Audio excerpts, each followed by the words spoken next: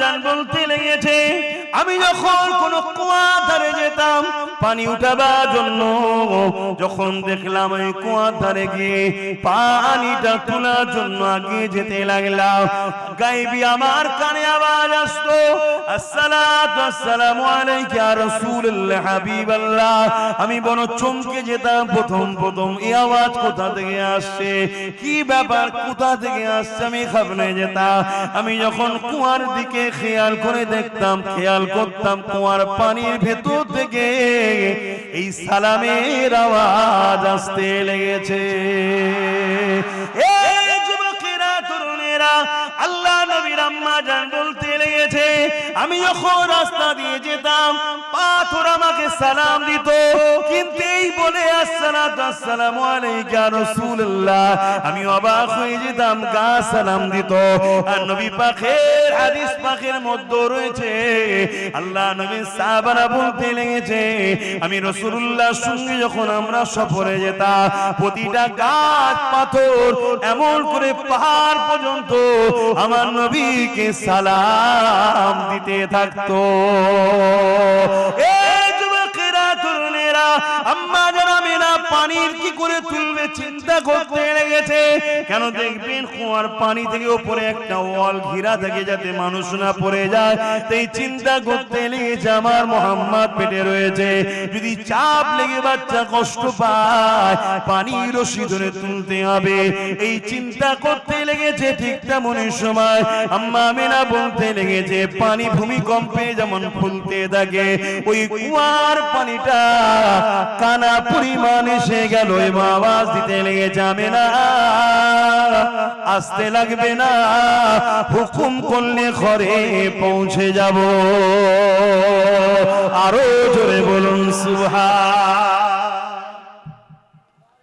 রসুলের এক গোলাম, নবীর আওলাদ, গরিবে নওয়াজ লুটা পাঠিয়েছিল, জানেন না, আনা সাগরের পানি লুটার মধ্যে ছিল না, ছিল না।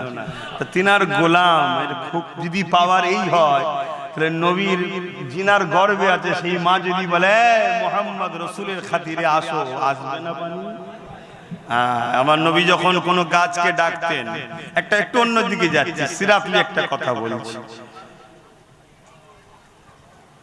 এক সময় এক গায়ের মুসলমান, অমুসলিম, আমার নবী সাল্লাল্লাহু আলাইহি ওয়াসাল্লামকে পরীক্ষা নিতে এসেছে। শুনছেন তো সবাই?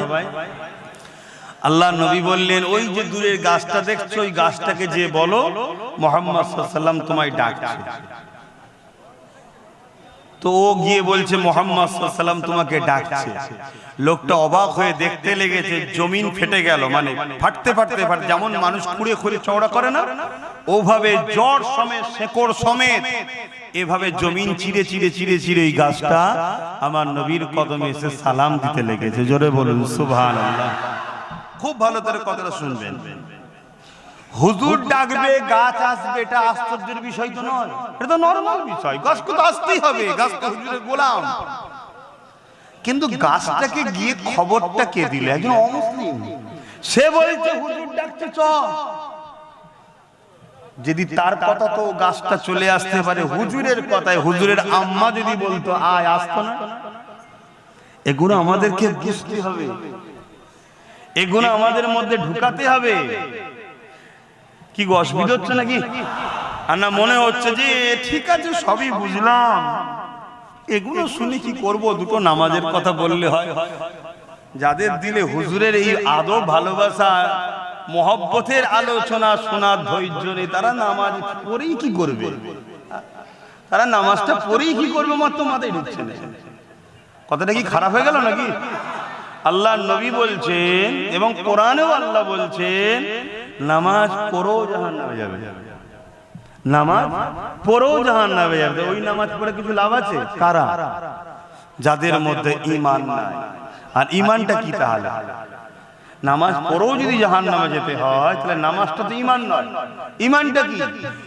ঈমানটা হলো হুজুরের মহব্বত ও আদব। জোরে বলুন সুবহানাল্লাহ। এটা ঈমানের মূল। এটা গাছের মূল হয় না, ঈমানের মূল। এবারে ঈমানের মূলের অনেক শাখা পোশাখা, ডালটাল আছে, অনেক কিছু আছে, কিন্তু মূলটা হলো হুজুরের প্রেম ও আদব। জোরে বলুন সুবহানাল্লাহ। এগুলো বোঝেন কেন? আজ আমাদের মধ্যে সবই আছে। মসজিদ বেড়েছে না কমেছে? টুপি বিক্রি বেড়েছে না কমেছে? বোরখা বিক্রি বেড়েছে না কমেছে? মাদ্রাসা বেড়েছে না কমেছে? সবই তো বেড়েছে, তাও মার খাচ্ছি কেন? মূল জায়গাতে ভাটা পড়ে গেছে। আমাদের প্রেমে কিন্তু ঘাটতি হয়েছে। কই বেলাল হুজুর, কই সিদ্দিক আকবরের মতো প্রেমিক, কই উসমান গানির মতো প্রেমিক, কই মাওলা আলী শেরে খোদার মতো প্রেমিক, কই বলুন?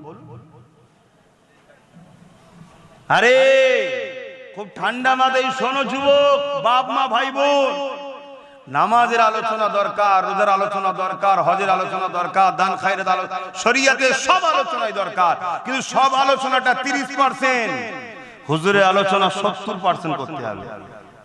এটা হলো মূল। এটা থাকলে ওইটা যদি অল্প হয়, অল্পতেও পার হওয়া যাবে। জোরে বলুন সুবহানাল্লাহ। আর এটা নেই, ওটা যদি 100%ও থাকে, ও জাহান্নামে ঢুকবে আর বেরোবে না। আমি আর একটু যদি আপনাদেরকে বলি, কেউ যদি আল্লাহর কাবায় তওয়াফ করতে গিয়ে কাবার হাজারে আসদে চুমু দিয়ে মুখ ঘষে, কাবার গিলাফ ধরে কেঁদে, এবং হাতিমের মধ্যে যেটা কাবারই অংশ দিয়ালে হীরা আছে, না যাওয়া হলো ক্যালেন্ডারের ছবি দেখেছেন তো, ওর মধ্যে সেজদায় পড়ে গিয়েও যদি মারা যায়, আর তার দিলে যদি নবীর প্রেম আদব না থাকে, ও জাহান্নামে ঢুকবে, জীবনে বেরোবে না। আমি চ্যালেঞ্জের সাথে বলছি, আল্লাহর কোরআন এটা, দ্বীন এটা। কথা শুনছেন তো নাকি? আর অপর দিকে আরেকজন দুনিয়াবি জিন্দেগিতে ভুল ভ্রান্তি করে ফেলেছে, অন্যায় করে ফেলেছে, শরিয়াতের কাজগুলোকে ঠিকভাবে পূর্ণাঙ্গভাবে পালন করার চেষ্টা করে হয়তো করতেও পারেনি, খুঁত অনেক আছে, ধরলে একবারও পার হওয়ার লাইন নেই। কিন্তু হুজুরের কথা কোনো জায়গায় যদি হয়, রাস্তায় যাচ্ছে, অপরিচিত জায়গায় কেউ বলছে ইয়া রাসূলুল্লাহ বলে দাঁড়িয়ে সালাম দিচ্ছে, ও হাজারো ব্যস্ত থাকার পরও দাঁড়িয়ে গেছে, হুজুরকে সালাম দিয়ে যায়। এ দরদ, মহব্বত, চাহাত, প্রেম যাদের দিলে আছে, এই প্রেমের মাধ্যমে আল্লাহকে দুনিয়াতেও চাইলে পরিবর্তন করে দিতে পারে, আর যদি নাও হয় পরকালে নবীর শাফাআত পেয়ে ও জান্নাতের হকদার হবে। জোরে বলুন সুবহানাল্লাহ। হুজুর ছাড়া কোনো গতি নাই, ব্রেনে ঢুকিয়ে নাও, দিলে গেঁথে নাও। আর আজকে পুরো পৃথিবী জুড়ে একটাই ষড়যন্ত্র চলছে, আমার নবীর থেকে আমাদেরকে সরাবা। সে বক্তা সেজে, হুজুর সেজে, পীর সেজে, মুফতি সেজে, মৌলানা সেজে, হাজারো রকম সেজেছে। নামাজের বেলায় সুম্মা আলহামদুলিল্লাহ, রোজার বেলায় আলহামদুলিল্লাহ, হজের বেলায় আলহামদুলিল্লাহ, দাঁড়ির বেলায় আলহামদুলিল্লাহ, মেশকের বেলায় আলহামদুলিল্লাহ, দস্তকান বিছে খাওয়াতে আলহামদুলিল্লাহ, তাহাজ্জুদে আলহামদুলিল্লাহ, প্রতি বছর হজ করব আলহামদুলিল্লাহ, সব জায়গাতে পাওয়া যাচ্ছে। কিন্তু নবীর আদব, নবীর প্রেম, নবীকে যে উম্মতকে দেবে, এদের দিলে যে নবী ঢুকাবে, এদের সঙ্গে যে নবীর সম্পর্কটা দূরত্ব হয়েছে, জুড়বে, এই আলোচনা করতে চাইছে না। আরে সামান্য দুনিয়ায় যদি একটা কোন দলের লোককে নিয়ে আসেন, কোন দল, যে কোন দল হোক, সেই দলের লোক এসে দাঁড়িয়ে কি বলে? তার নেতার কথাই বলে তো নাকি? কথা বলে, আমার নেতা এই করেছে, আমার নেতা এই করেছে, আমার নেতা এই ছিল, আমার নেতা ওই ছিল, বলে না? বলে না কেন? যাতে সামনেওয়ালা সবাই আমার নেতার সঙ্গে জুড়ে যায়। তাহলে তুমি মোল্লা, তুমি মৌলী সাহেব, তুমি পীর সাহেব, তুমি পীরজাদা সাহেব, তোমার নেতাটা কে? যদি বলে আমার নেতা মুহাম্মদ রাসূল সাল্লাল্লাহু আলাইহি ওয়াসাল্লাম, তাহলে তোমারও তো উচিত সামনে যাকে পাবে তার সামনে তোমার নবীর আজমত শোনাও, তোমার নবীর শান শোনাও, তোমার নবীর মাকাম শোনাও, তোমার নবীকে আল্লাহ কত শান ওয়ালা করেছে বারবার বলো, তাহলে সামনে ওয়ালাগুলো তোমার নবীর প্রেমে পড়ে যাবে। জোরে বলুন সুবহানাল্লাহ। কি দরকার আছে? 52 জুম্মা নামাজ হচ্ছে মসজিদে, 52 জুম্মা মসজিদে নামাজ হচ্ছে। ব্যক্তিগত কোনো ইমামের উপর আমার রাগ নাই, ধরিয়ে দিবার স্বার্থে বলছি। কত কিছুর আলোচনা হয়, কিন্তু 52 জুম্মায় একটা এমন মসজিদ আছে, একটা জুম্মা তো আমার নবী যে শাফাআত করতে পারবে, এই যে মাকাম নবীকে আল্লাহ দিয়েছে, আলোচনা করে না। আমার নবীকে আল্লাহ সর্বপ্রথম বানিয়েছে যখন কোনো কিছুই ছিল না। জিবরাইল আলাইহিস সালামকে একদিন আমার নবী জিজ্ঞেস করছে, জিবরাইল তোমার বয়স কত?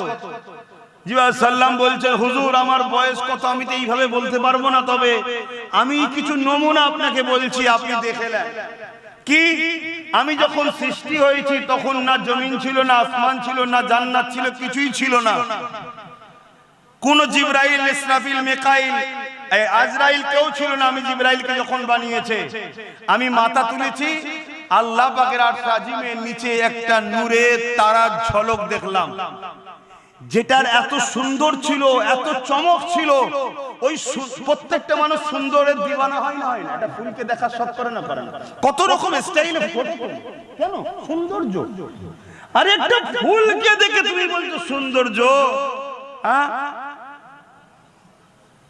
যার জন্য কায়নাত হয়েছে তিনি কে? তিনার কথা ভাবো যুব সমাজ, তিনাকে প্রেম করো। কখনো কখনো রাত্রি নিরিবিলিতে একা বসে ফোনে হ্যালো হাই না করে একা একই হয়ে কখনো তিনার নদী মন সবুজ গম্বুজের দিকে খেয়াল করে দরুদ পড়ে বলো, হুজুর আমি বড় গুনাহগার, আপনার উম্মত, আমি আপনাকে ভালোবাসি, আপনি আমার জন্য দোয়া করেন, আমি যেন হিদায়াত হই। বলো, একটা দিন হতে পারে তোমার নসিব চমকে যাবে, পর্দা উঠে যাবে, সবুজ গম্বুজওয়ালাকে তুমি দেখতে পেয়ে যাবে। বললেন না সুবহানাল্লাহ? আর একবার যে আমার হুজুরকে দেখবে সে 100% নিশ্চিন্তা আল্লাহ থেকে জান্নাত যাবার উপযুক্ত বানিয়ে নেবে। কেন? তার জন্য জাহান্নামের আগুন হারাম হয়ে যাবে। জোরে বলুন সুবহানাল্লাহ। এগুলো বোঝো আমার ভাইয়েরা। আজ আমাদের এই মুসিবত কেন? আমাদের মধ্যে হুজুরের প্রেম আদব কমে গেছে। কি হলো? আবার কথা বলবে না? কি যেন বলছিলাম?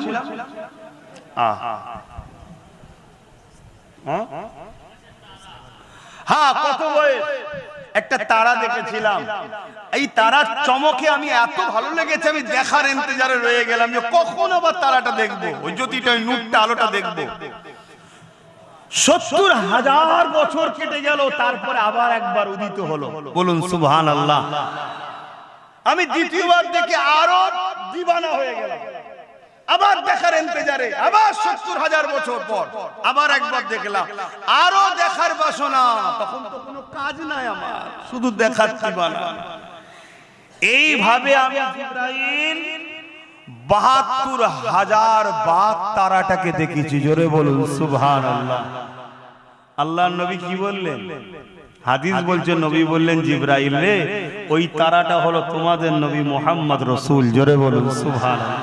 তাহলে আমার নবী কবে থেকে? এগুলো জানতে হবে না? এগুলো তো মুসল্লিদের ঘরেও জানানো দরকার। কি আমার নবী শান মর্যাদা নিয়ে আলোচনার দরকার। মনে রাখবেন, আমার নবী পাকের কাছে একদিন বাজারে একটা ইহুদি ছেলে এসে হাজির হয়ে গেছে। মন দিয়ে শোনেন, একটু অন্য সাইডে চলে গেলাম, আবার ফিরে আসবো মিলাদের দিকে সময় যদি থাকে। কেননা যুব সমাজ সামনে বেশি রয়েছে, ১০০-র মধ্যে ৯৫টা যুবক। তরুণেরা, লাইন যদি ঠিক জায়গায় কানেকশন থাকে, কারেন্ট যদি এখনো নাও আসে, মিনটা পড়ে আছে তো কি হয়েছে, তার যদি ঠিক কানেকশন থাকে, যখন মেন সেন্টার থেকে উঠানো হবে অবশ্যই আপনার হৃদয়ের বাতিটা জ্বলে যাবে। কিন্তু কানেকশন যদি বিচ্ছিন্ন থাকে, সব জায়গায় বাতি জ্বলবে, আপনার বাতি কিন্তু জ্বলবে না। তাই কানেকশন হুজুরের সঙ্গে ঠিক রাখেন। আজ হালকা বয়সে ভুল হয়ে যাচ্ছে, একটা দিন আপনার এই প্রেম আপনাকে হাজি বানাবে, নামাজি বানাবে, জাকিরিন বানাবে, তওবাকারী বানিয়ে আল্লাহ ওয়ালা করে কবরে নিয়ে যাবে।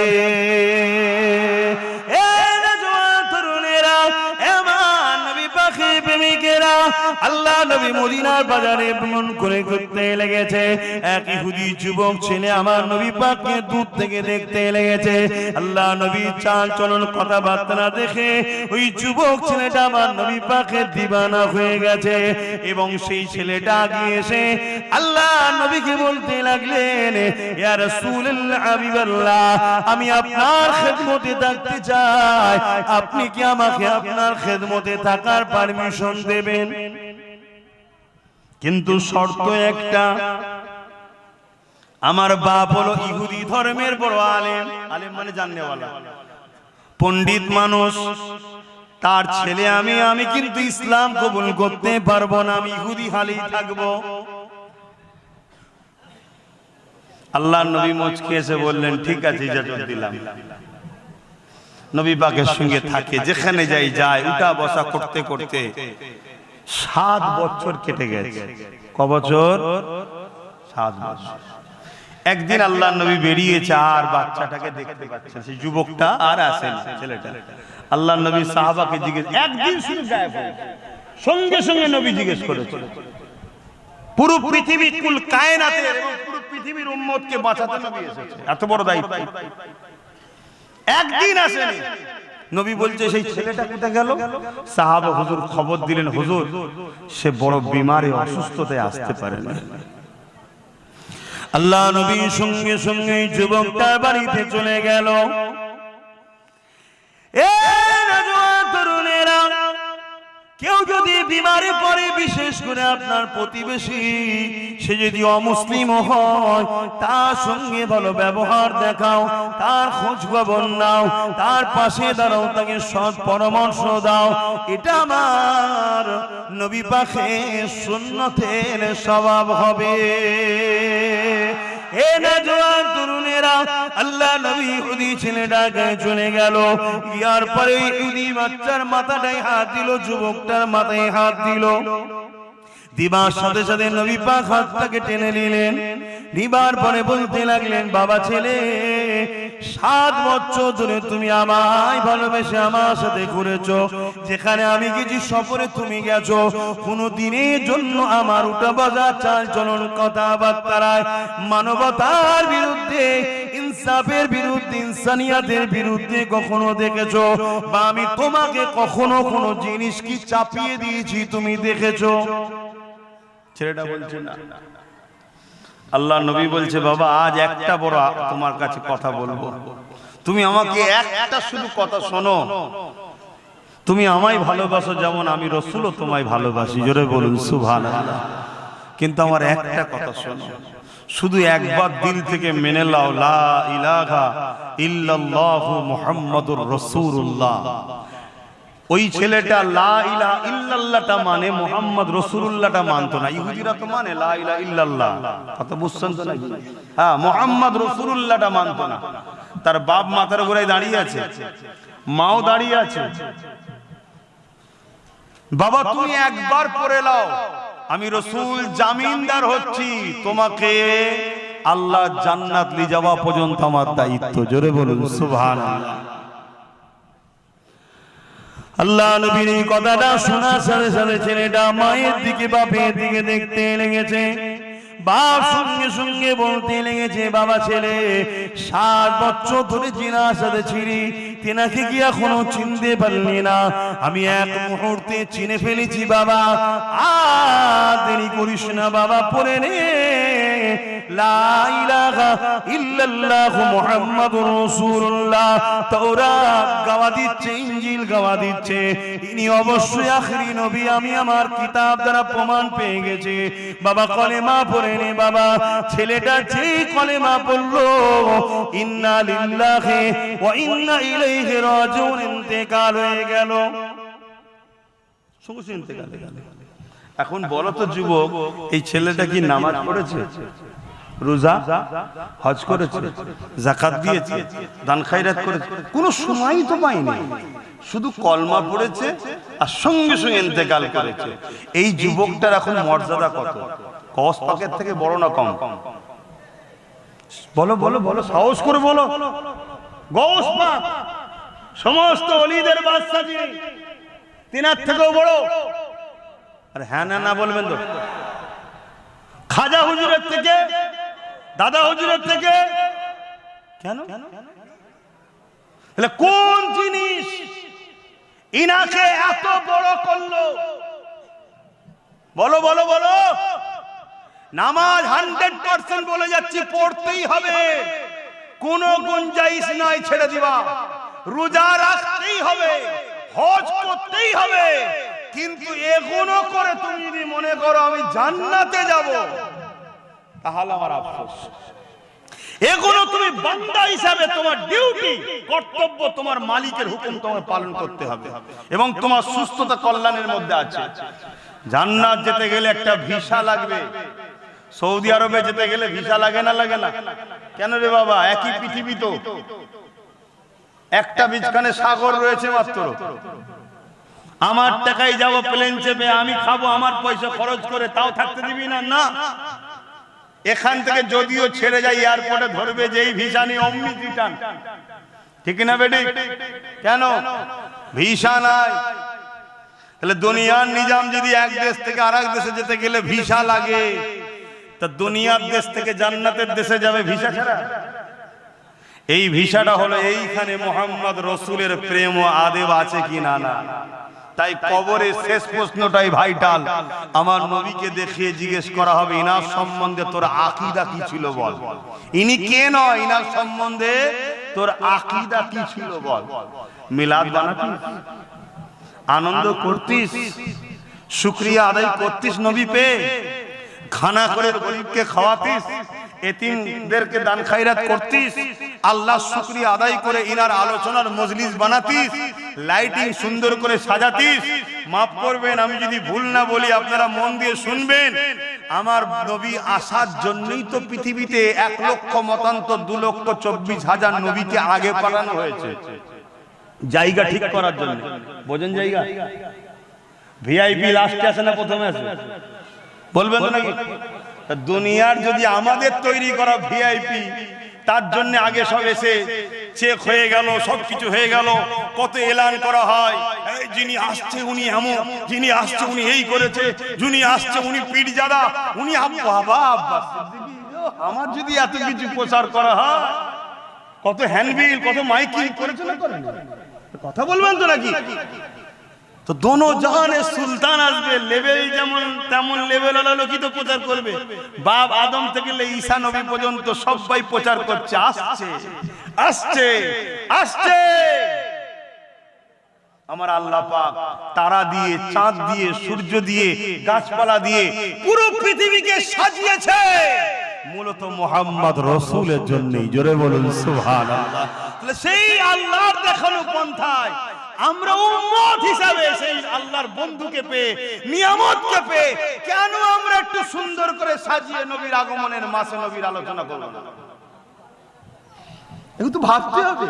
টাকা কত জায়গায় বেরিয়ে চলে যাচ্ছে, ফতোয়া হয় না কি? হ্যাঁ, বেটার বিয়েতে, বেটির বিয়েতে বাপ রে বাপ লাইটিং করে, আর করে গরু জবাই করে 4 দিন 5 দিন ধরে খানা খাওয়াচ্ছে। ওরে বাপ রে বাপ, কত খরচ। কোন জায়গায় ফতোয়া হয় না, শুধু ফতোয়া হুজুরের আগমনের আলোচনাতে হয় না। তাহলে তো বুঝতে হবে এগুলো। যাক, নামাজ আছে তো ভাই, নামাজ আছে। তাহলে নামাজ যখন এসে গেছে, নামাজ নিয়ে একটা কথা বলি, একটু মন দিয়ে শোনে। নামাজে আমরা দাঁড়াই, কিভাবে দাঁড়াই? জায়গা পাক হতে হবে, কিবলা মুখী হতে হবে, তাই তো না? নিয়ত করতে হবে, তাহরিমা বানতে হবে, সূরা ফাতিহা পড়তে হবে, সূরা মিলাতে হবে, রুকুতে যেতে হবে। সুবহান রাব্বিল আযীম, সুবহান রাব্বিল আযীম, সুবহান রাব্বিল আযীম সব থেকে কম 3 বার পড়তেই হবে। আবার সোজা হয়ে দাঁড়ালেন, আবার সিজদায় চলে গেলেন, সুবহান রাব্বিল আলা, সুবহান রাব্বিল আলা, সুবহান রাব্বিল আলা। আবার কিয়ামে দাঁড়িয়ে দাঁড়িয়ে গেলেন, সূরা ফাতিহা পড়লেন, সূরা মিলালেন, আবার রুকুতে, আবার দাঁড়িয়ে আবার সিজদাতে সুবহান রাব্বিল আলা তিনবার পড়লেন। 2 রাকাত নামাজ হলে সালামে বসে গেলেন, 4 রাকাত হলে আবার উঠে দাঁড়াতে হবে। 2 রাকাতে যখন আপনি বসে গেছেন, এবারে আপনি নিয়ত করছেন আল্লাহ রুকু আপনাকে দিলাম, সিজদা আপনাকে দিলাম, কিরাত আপনার জন্য পড়লাম, আল্লাহ সূরা মিলালাম আপনার জন্য, ব্যবসা কাজে ছিলাম ছেড়ে দিয়ে দাঁড়িয়ে নামাজ আপনার জন্য পড়লাম, আল্লাহ পাক খানা খাওয়া ছেড়ে দিয়ে নামাজ আপনার জন্যই পড়লাম। এই নামাজ শুধু আপনার জন্য আল্লাহ। বৈঠকে বসে আছেন, সালাম ফিরবে, এ যুবকেরা কবুল হবে কি হবে না জানি না। তাই তো নাকি? হ্যাঁ কি না? খিদে পেয়ে গেছে? আল্লাহ আওয়াজ দিয়ে দিলেন, বান্দারে, ওরে আমার বান্দি রে, তুই কি চাস আমাকে যে রুকু দিলি, আমাকে যে সিজদা দিলি, আমার জন্য যে তাসবিহ পড়লি, আমি আল্লাহ তোর রুকুর মুখাপেক্ষী নয়, তোর সিজদার মুখাপেক্ষী আমি আল্লাহ নয়। আব্বা যদি সিজদা না দেয় আব্বাসের কপাল ফাটবে, আল্লাহ মুখাপেক্ষী নয়। আমি যদি সেজদা দিই আমার নসিব করো যে আল্লাহ আমাকে সেজদা দেওয়ার তৌফিক দিয়েছে, তাই তো নাকি গো? তো তুই কি চাস কবুল হোক? অবশ্যই আল্লাহ চায় নামাজটা কবুল করে নেন, রুকু সিজদা কবুল করে নেন। আল্লাহ পাক জানিয়ে দিলেন, সালাম ফিরবার আগে আমার বন্ধুকে সালাম দিয়ে দে। পর আসসালামু আলাইকা আইয়ুহান নবী।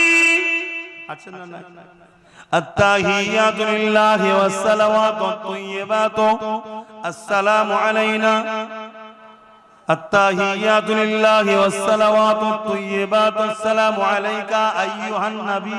আচ্ছা না না, বলবেন নাকি না? ও আল্লাহ, নামাজ তো আপনার জন্য, এখানে গায়ের কে কেন আনছেন? নামাজ তো শুধু আপনার জন্য, আপনার জন্য সিজদা আপনার জন্য, তাসবিহ আপনার জন্য। বুঝছো তো নাকি যুবকরা? কি গো, বুঝছো তো? এখানে গায়ের অন্যজনকে কেন নিয়ে আসলেন? নামাজ শুধু আপনার জন্য। আপনি তো বলেছেন লোক দেখানো হলে চলবে না, শুধু আপনার জন্য। তাহলে এখানে মোহাম্মদ রসুলকে কেন সালামটা দিতে বলছেন? এ আমার বান্দা বান্দি রে, মোহাম্মদ রসুল যদি আমার গায়ের হতো, পর হতো, তাহলে সালাম দিতে বলতাম না। সালাম দিয়ে তোকে বুঝিয়ে দিলাম মোহাম্মদ রসুল আমার পর নয়, আপন। আর এই সালামের সাদকাতে আমি আল্লাহ তোর নামাজটা কবুল করে নেব। নামাজ পড়ার আগে নবী চিনা দরকার আছে না নাই? কি গো, একটু বলবেন তো? আচ্ছা, নবীকে তো সালাম দেয়া হলো, আল্লাহ বলছেন আমার নবীকে সালাম দিলি নামাজ কবুলের জন্য। এবার আমার বন্ধু তো খুশি হবে, তার আহাল ছাড়া নয়। তারপর আরেকটু আগে যে বল, আল্লাহুম্মা সাল্লি আলা মুহাম্মাদ, তারপরে বলে ওয়া আলা আলে মুহাম্মাদ, অর্থাৎ আলে মুহাম্মাদের উপরও দরুদ সালাম পড়। জোরে বলুন সুবহানাল্লাহ। নবী আর নবীর আহালদের মর্যাদা বুঝতে পারছেন? কিন্তু সময় নেই আর। আল্লাহ তৌফিক দেন কখনো হবে। আসুন একটু সেই নবীকে সালাম দেবো। হে নবী সালাম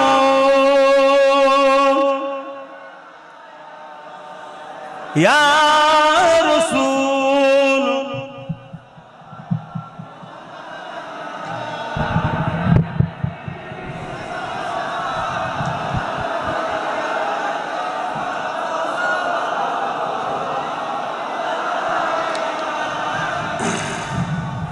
হুজুরের মিলাদের মাস, সালাম বেশি বেশি করে, দরুদ বেশি বেশি করে পড়বেন। সারা বছরই তো দিতে হবে, পড়তে হবে, এই মাসে আরো বেশি করে পড়বেন।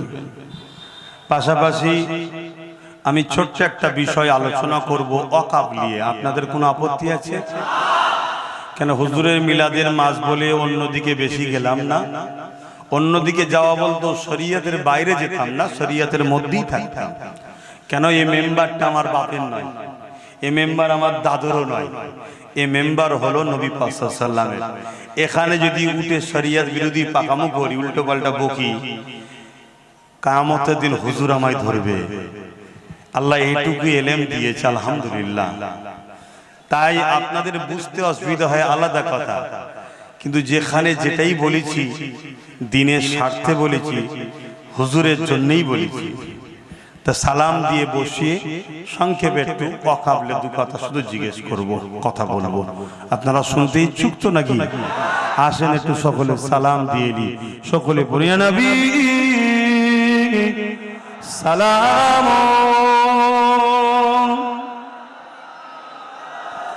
ইয়া রাসূল সালাম।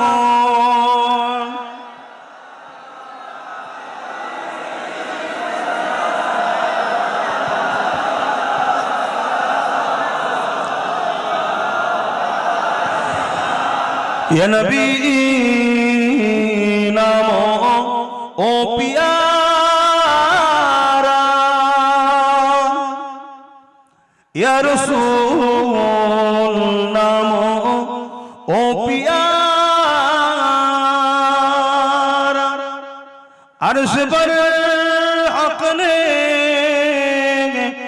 पुकारा, सच पैगंबर हमारा, या नबी सलाम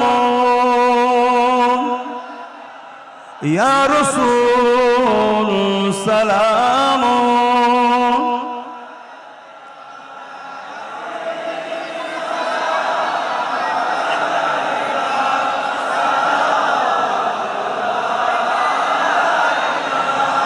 या नबी मदीना होते सब কিছুই পারে ইন্দেখিতে,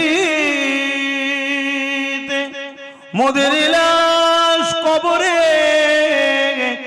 রাখিলে লইবে